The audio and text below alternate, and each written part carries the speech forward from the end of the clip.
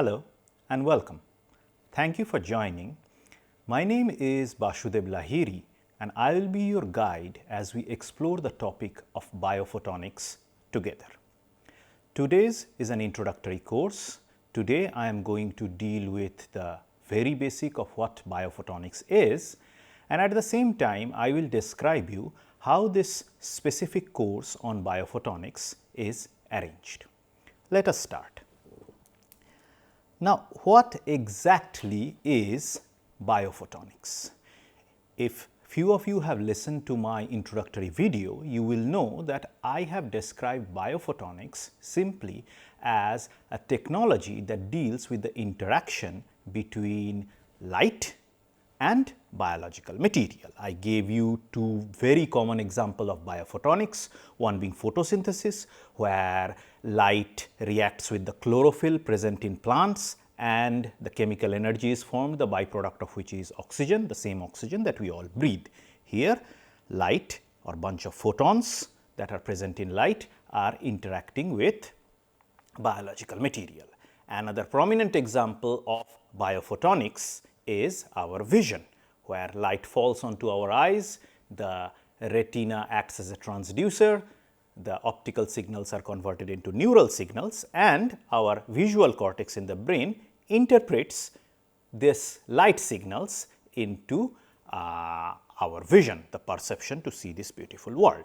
So, biophotonics basically encompasses or fuses together photonics on one hand and life science technologies, biological sciences together. Now, this is a technology, but therefore, it has to have some sort of application. What are the applications of biophotonics? Now, let us see what else biophotonics encompasses apart from the technology part. Well, first and foremost, biophotonics contains the photonics part. Photonics, as we all know, is the technology that deals with modification or manipulation of photons. Photons are the quanta of light. Obviously, photonics stems from optics and electromagnetism. We will be discussing, but perhaps you already know that light has a dual nature. It has both wave characteristics as well as particle characteristics. Photonics basically deals with the particle nature of light. It deals with the quanta or the packet, the discrete level of basic energies of light, which is called photons. And photonics deals with the manipulation of these light particles, these photons, for various applications. Applications such as communication, optical fiber communication, communication such as creation of laser, creation of light emitting diodes, several as such. Electromagnetism is just associated with it, but electromagnetism mostly deals with the wave nature of light. Photonics therefore mostly encompasses the photon part, that is the optics part, but also electromagnetism. At the same time, photonics encompasses engineering, especially electronics engineering, electrical engineering. These days computer science based engineering are coming up. I will be discussing a little bit of that as well, but above all nanotechnology. You see, 1960s, the last 1960s have been a seminal decade for science or for engineering and technology. Several new technological breakthrough came forward.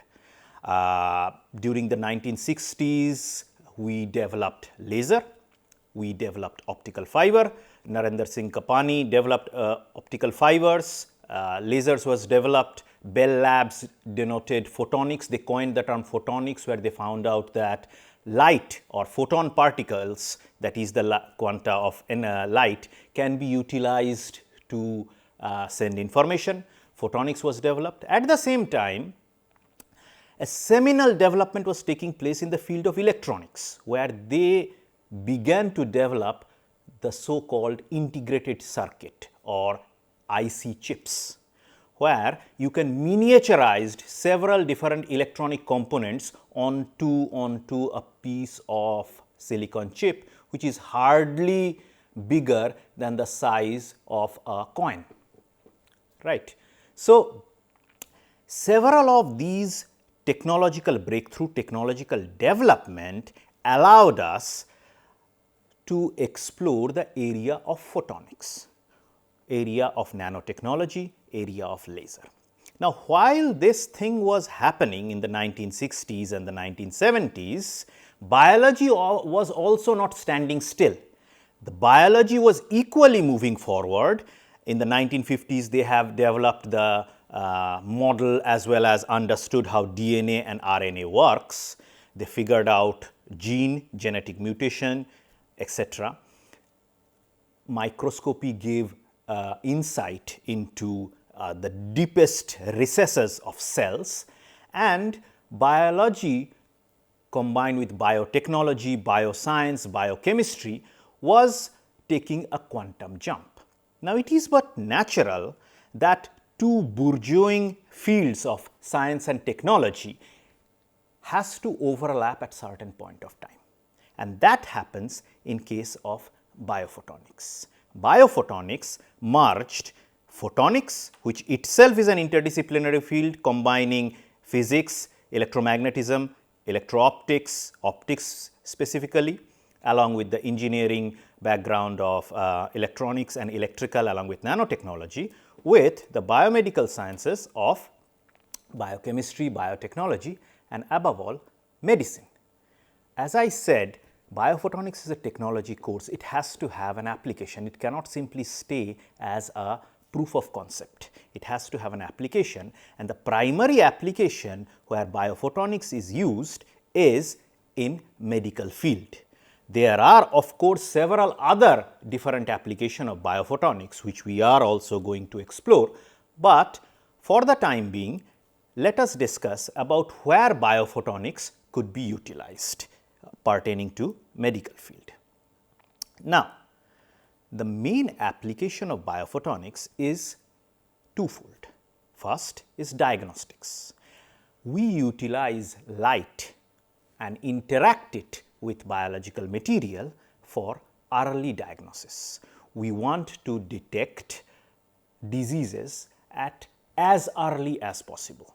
This can be diseases such as cancer or diseases such as pandemic, pathogen or vector-borne disease, like at this present moment, this is end of 2021, end of the year 2020, beg your pardon, and we are in the grip of coronavirus pandemic. There is a possibility or there is potential in biophotonics for early and rapid detection of these viruses and the manifestation of these viruses into an infection. So, biophotonics deals with early diagnostics. We want to detect, we want to sense, we want to identify different types of diseases. The other part of biophotonics is therapeutics. Therapeutics, simply put, is cure. You not only want to detect a disease, but you also want to utilize light or photons to cure such diseases. Okay? So, both diagnostics as well as therapeutics combined together is what biophotonics is applied for. A substantial part of this diagnostics is bioimaging. In fact, the Hubble microscope that was discovered, I think, in the end of 18th century, which is still very popular and the most common thing in any of those pathological laboratories, biological laboratories, biotechnological laboratories, has increased its capability by leaps and bounds. That was the first direct evidence where we saw that photonic technologies applied to microscopy can be utilized for clear three-dimensional imaging of biological matter. That was the very first historical instances of biophotonics in action, where the Hubble microscope was utilized for measuring or sensing or detecting or visualizing what is going inside a cell. The microscope, the Hubble microscope that had a resolution of say few millimeters, now have resolution up to few micrometers. So, bioimaging forms a very, very important part of diagnostics, which is the application of biophotonics in this particular case. Another example is biosensing. Now, when you are able to see something, you are obviously able to detect something, right? In vision, I use the term perception. So, imaging, or as the saying goes, seeing is believing. You want to see, you want to detect, you want to identify, and therefore you want to sense. Biophotonics enable us this particular ability. We are able to see a particular virus present in, say, a tissue, a cellular structure, and thereby we identify that this infection has started happening. At the same time, using bioimaging, not just microscopy, there are several other techniques which we will deal with. With bioimaging, if we are able to see genetic mutations happening in a particular area of tissue, we may be able to infer that perhaps cancer is setting in. Right. At the same time, there is this topic of therapeutics. Therapeutic deals with curing. We are not only satisfied with simply identifying or detecting the anomaly, detecting the disease, detecting the ailment, but we are also interested to cure it, and we want to cure it using photons. Thereby, we can have something called light-based therapy. Light-based therapy, or at the same time, we developed light-based devices. Now, perhaps all of you have heard of this laser eye correction, laser eye surgery. LASIK is one of it. There are several other laser surgeries in which you correct some kind of astigmatism or cataract operation. These are all several times done with the help of lasers. So, we are detecting with a microscope that there is a problem. We are detecting with the help of other biophotonic technologies, not just microscopy, say optical coherence tomography, that there is a problem, there is an anomaly, there is a disease, and then we are using another sets of photons, another sets of technology, light-based technology to cure it. Example, light-based therapy. Example, laser eye surgery, laser eye correction. There are other such techniques, tissue engineering through light, or perhaps you have heard of this laser-based hair removal, laser-based wrinkle removing. These are part of cosmetic surgery. Strictly, they are not curing, but they are modification. At the same time, biophotonics enabled us to develop light-based devices. These are implants that you can put, say, in your eye, that can help you improve your vision. There is a new term coming up these days called artificial vision, where people who are unfortunate enough to get their retina damaged and thereby their vision is severely impaired, we can develop light-based devices, a so-called artificial retina that will be implanted at the back of your eye, and that will help you interpret the light signals, thereby restoring up to a bit, not exactly, up to a bit the vision of such a patient, such a person. So, the utilization of biophotonics is both in detection as well as in cure. Apart from that, since biophotonics is a burgeoning field, it is developing into the areas of biotechnology. It is invading the area of nanotechnology, biomaterials, nanomaterials, for performing modification, genetic mutation. There is a topic which we are going to discuss at the end, which is optogenetics or neurophotonics, where we will see that not just we are looking for cure, but we are looking to modify. We are looking to modify a biological material using light. But generally, for intent and purpose, biophotonics is mostly applied for detection as well as therapy. Now, why we need to do biophotonics? biophotonics. There are several other technologies. Biophotonics is just one of them, but maybe there are certain unique advantages of biophotonics that the other technologies are unable to provide. The most significant, in my opinion, advantage of biophotonics as compared to any other such techniques, any other such technologies is its non-invasive or minimally invasive nature.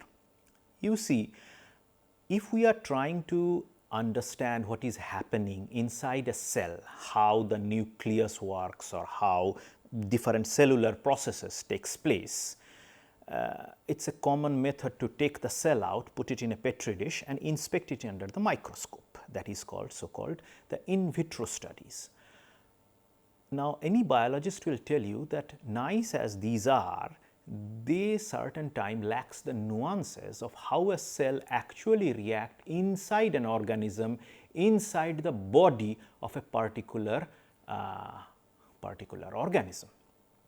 We need to see, or we need to detect, or we need to image, or we need to sense how these different cellular processes, how infection or how genes or all these biological processes works inside the organism.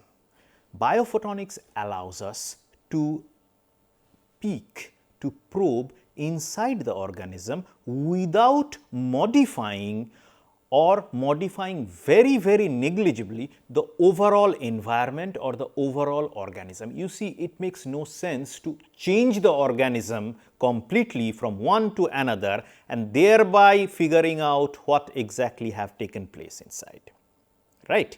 Biophotonics preserves the integrity of the biological material. It is no way destroying or taking that molecule or taking that cell out from the living organism in order to study it, though that can be done. Obviously, that can be done, but here the idea is to measure, to detect, to see something in its natural or native environment, and thereby it provides us new insight.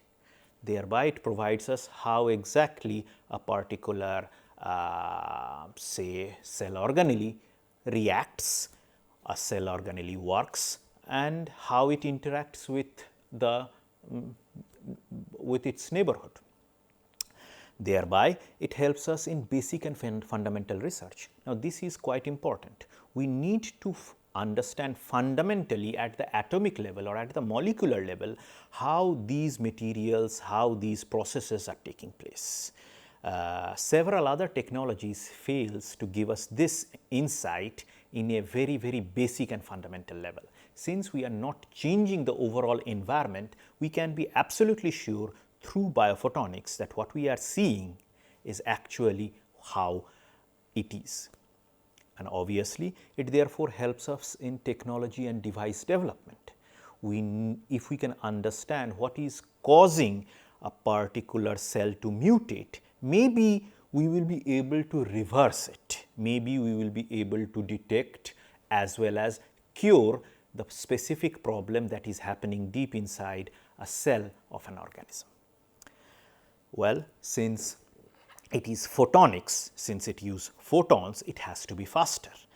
In 1960s, in the Bell laboratories, when they coined the term photons, they figured out that photons, the vibration of photons are much faster than electrons. The frequency in which the electromagnetic wave of a photon can vibrate is several order of magnitude higher than that of electron, and photons also contains higher amount of energy. So, it is much easy as well as it is you can have much more functionality with photon when you are transmitting information.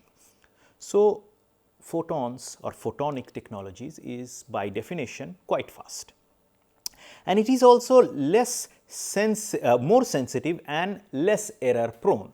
Why? Because unlike electrons, the light particles, photons, are less affected or not at all affected by external temperature and pressure. Those of you who come from electronics background know that electronic equipment, diodes, transistors, etc., fails at extreme environment, fails at say space or inside extreme environment of mines.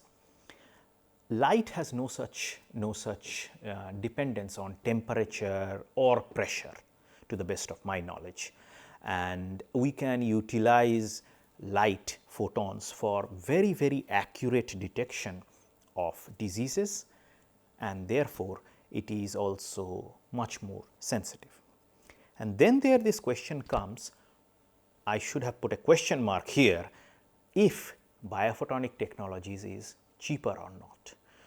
At this present moment it is not, but it has shown huge potential that perhaps one day biophotonic technologies will be much cheaper than other biotechnology based devices, based techniques, and it will help us cure a human ailment much more easily, much more rapidly, and at a very cost effective manner. At this present moment, this cheaper term is arguable. I am not going to say that it is cheaper right now, but it has shown enormous potential that it could be quite cheaper in the coming futures. So, what are the opportunities for students of various backgrounds in biophotonics? Now, in my introduction video, I said that this is an interdisciplinary field and students from various different backgrounds, physics, chemistry, biology, as well as electronics, electrical, mechanical, chemical, computer science, engineering can use this elective as a subject. At the same time, students or participants from biotechnology field as well as medicine field can utilize biophotonics as an elective subject and try to learn what are the new topics or what are the new techniques, what are the new tools available. From a physics point of view, biophotonics will enable you to understand how biology works at a very fundamental level. We can go for single molecule detection, we can see how these molecules are forming conjugates, and thereby how these biomolecules are overall giving rise to something we called as life. At the same time, physics can deal with the microscopy, the imaging aspect of biophotonics. Physics student will find it very interesting that how we have utilized light or light-based techniques to probe such deep, though light has a diffraction limit, but we regularly these days break the so-called diffraction limit of light to probe at a atomic or molecular level to understand what is happening at the very basic of all of these materials. Chemistry students can see how we can go for different drug development, targeted drug delivery. You can, from a biochemistry point of view, try to understand what is happening inside the cell, inside the tissue, how a disease is manifested. Electronics or electrical or mechanical, chemical engineers can see how these different implants are made, the so-called micro electromechanical system, MEMS, or nano electromechanical system, how they can be utilized, how you can make artificial vision, at the same time how we can develop new techniques, new tools for curing as well as modifying the cellular structure, modifying biological material. Biomedical and medicine people can obviously utilize biophotonics for, as I said, rapid and early detection of a disease and cure as well as therapy, at the same time modification of several such ailments. All right. So, as you can see, people or participants from various backgrounds can come together and understand what biophotonics has to offer. And as I said in my introduction video, no matter what your background is, if you have the courage to break through your comfort zone of your already familiar subject, biophotonics, you will find in biophotonics something very interesting. It is there for every one of you. So, What are the concepts that I am going to cover in this topic? We are in the first few classes, this one and the next, I am going to discuss about the very basic of biophotonics, what it is, why it is there, where you can utilize it. And then chapter 2 and chapter 3, we are going to discuss the fundamentals of light and matter as well as basic of biology. See, the idea for this course is to encompass students from various backgrounds. I have to therefore give you a refresher course on what you already know, as well as if you are going to a new field, the very basic of that new field. So, the fundamentals of light and matter is mostly catered for students from a biology background, biotechnology background, medicine background, and the basic of biology is catered towards student from physics or engineering background. And then we will combine these two in chapter number 4, where we will try to see how light reacts with molecules and cells and tissues. In the next part, we are going to start with the imaging, bioimaging in chapter 6. Chapter 5 is of course lasers for biophotonics. Development of lasers have tremendously helped us in the advancement of this particular field, photonics in general, biophotonics as well. The manifestation of imaging goes directly into optical biosensors, where we not only are satisfied with seeing, but we also want to detect and sense. So, optical biosensors are such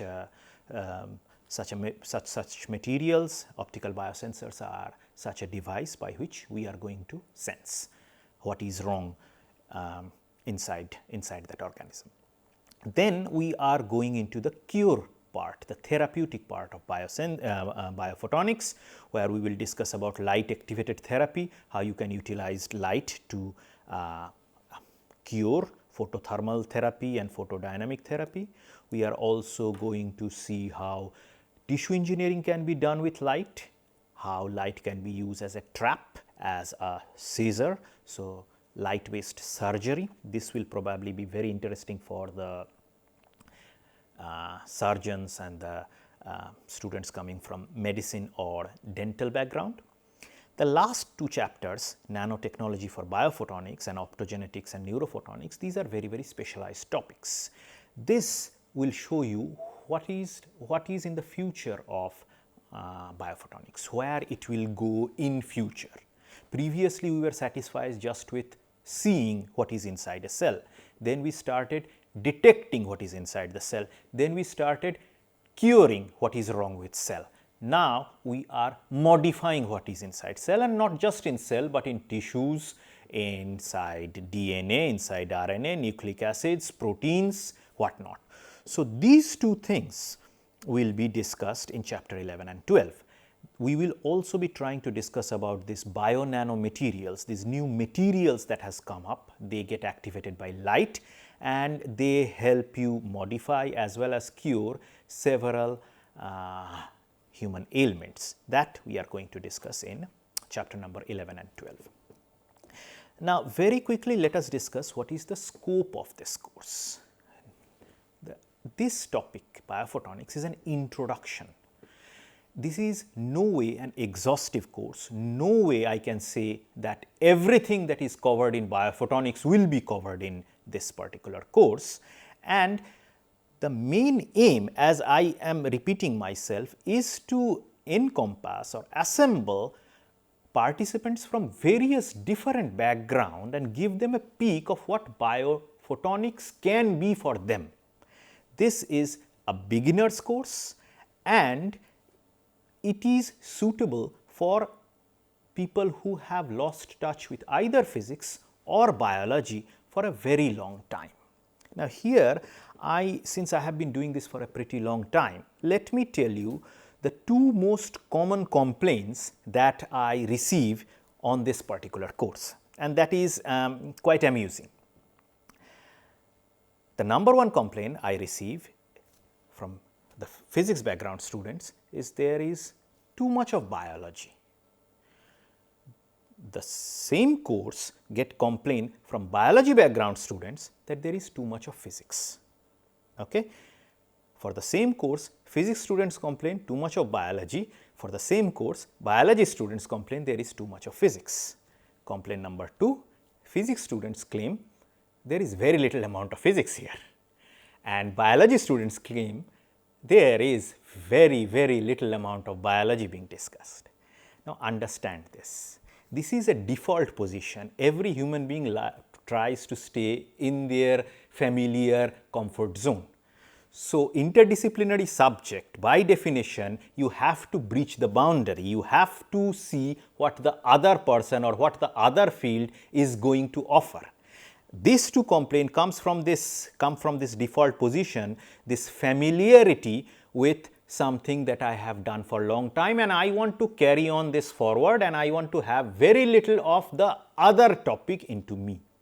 And that is not going to happen. We have to have the appropriate amount of both physics as well as biology to understand biophotonics. Here it is my intention to give you in this particular course a conceptual idea of various topics. This course is not going to be mathematics intensive. I will be mostly interested to deal with the concepts. If mathematics comes, it will be when it is strictly necessary.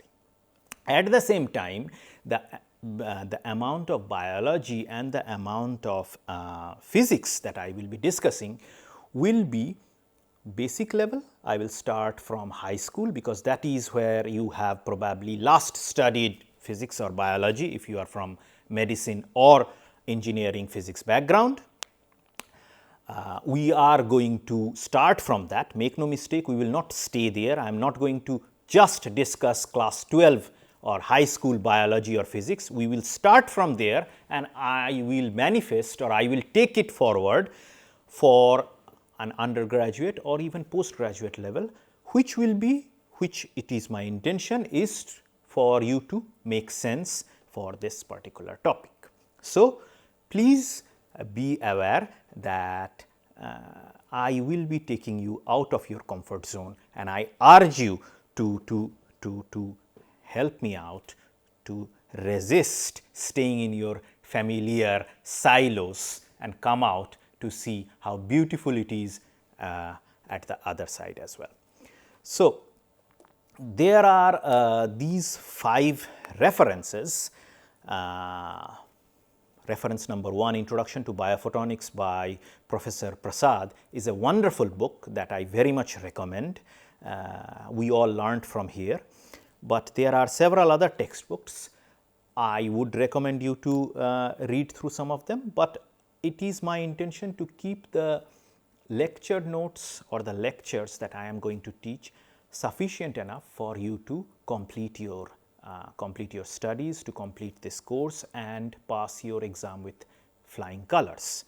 I will be giving you assignments after 1 or 2 chapters which you need to follow. At the same time, we will have after every 4 weeks perhaps live discussion. So with this, I bid you farewell. Hopefully we will see each other in the next class, and let us explore the wonderful topic of biophotonics together. Thank you very much.